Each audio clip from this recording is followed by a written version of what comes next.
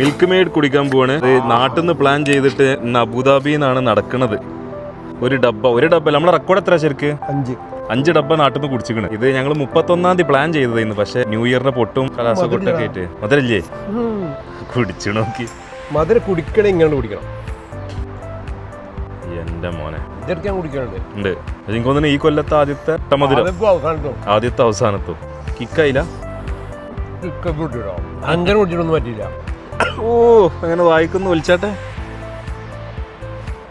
ഓ അങ്ങനെ കണ്ടിട്ട് നിൽക്കണ എനിക്ക് കൊതിയാണ്.